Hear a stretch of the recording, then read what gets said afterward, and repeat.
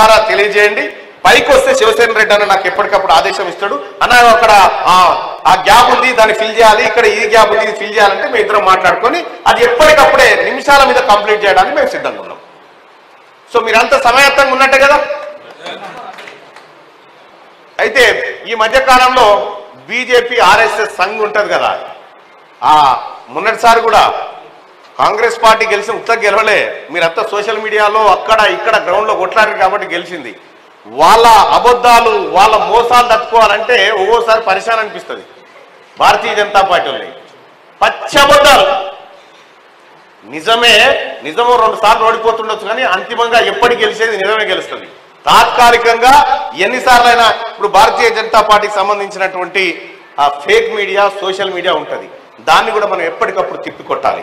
ఎప్పటికప్పుడు తిప్పికొడుతూనే మరోవైపు చేయాలి. ఒక గొప్ప నాయకత్వం బయటికి రావాల్సినటువంటి అవసరం ఉంది.